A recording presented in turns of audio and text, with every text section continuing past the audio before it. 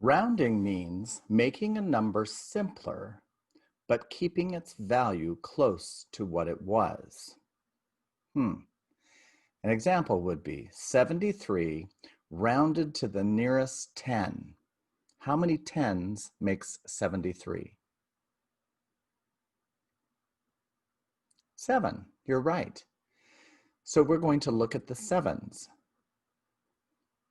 So 73 rounded to the nearest 10 is 70 because 73 is closer to 70 than 80.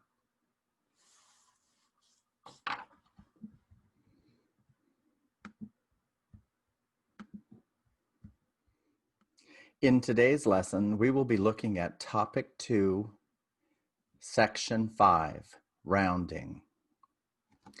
As you learned in Topic 1, all numbers can be broken down by place value.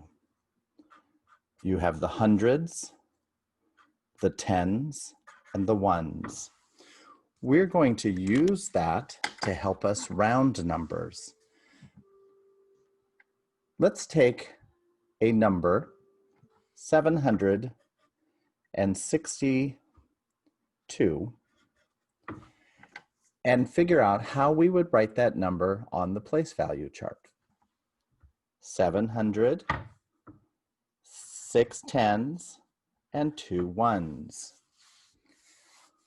One way to look at whether a number should be rounded to the nearest tens or the nearest hundreds is to simply look at the number to its direct right. In the number 762, if you were going to round that number to the nearest 10, you would follow the simple rule that states that if the number is 5 or above, then the tens goes up to the next digit. If the number to the right of the tens is 4 or lower, the number stays the same. So if we were going to take 762 and round it up to the nearest 10, we would look at the 2. Is the 2 5 or above? No, it's 4 or below. So the 6, which is in the 10 spot, stays the same. And all numbers to the right become a 0.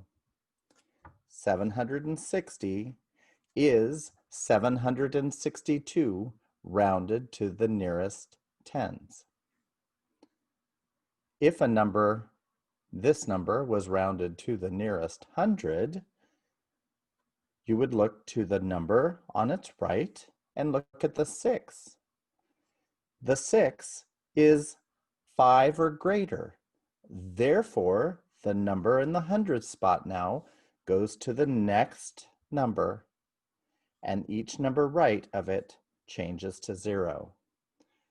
So 762 rounded to the nearest 100 is 800. Oh, wow, that's a lot to take in. You might be very confused right now, so let's break it down a little further.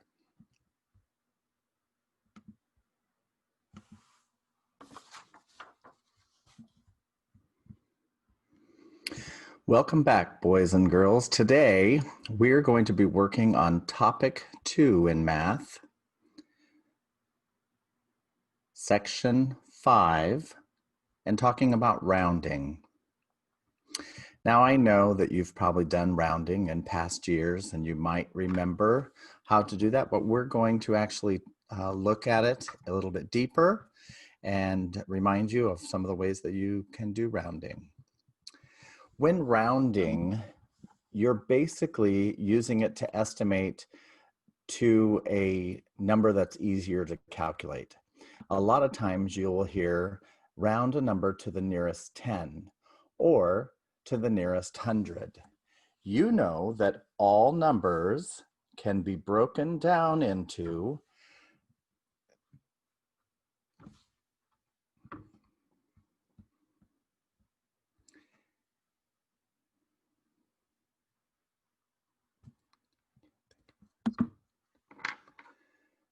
You know that all numbers can be broken down into,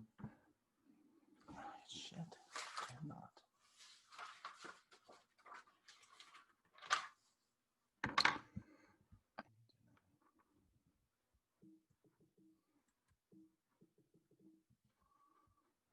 Let's see.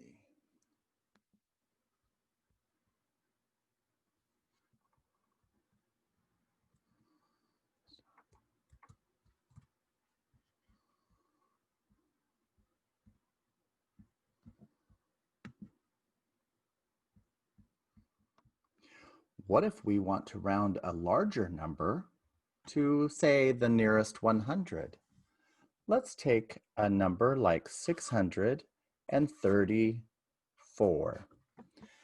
And let's try to round that to the nearest hundreds. Think of your place value. Which number is in the hundreds spot? The 6. The 6 is in the hundred spot. So we want to decide whether that is going to go up or stay the same in order to give us the rounding of 634 to the nearest hundreds. So we're going to look at the tens place, or the number to its right, to figure this out. 634. Is 634 more than 600? Yes, it's more than 600. So the bottom of our line is going to be 600. And how much are we rounding to? We're rounding to the nearest hundreds. So what is the next 100 after 600? Let's go back a couple and start our count at 400 and count by hundreds. 400, 500, 600, 700. The next step is you ask yourself, what is the middle between 600 and 700? Some of you might know the answer. What is in the middle? We could count by 50s. Let's go back to 400 and count by 50s. 400, 450. 500, 550. 600, 650. 700. So 650 is our middle point. Where is 634? Is it bigger than 650 or smaller than 650? You're right. It is smaller than 650. So if we round this to the nearest 100, would it be nearer to 600 or nearest to 700? Well, you can see exactly what it is. It is nearest to 600. So 634 is approximately 600 when rounded to the nearest 100.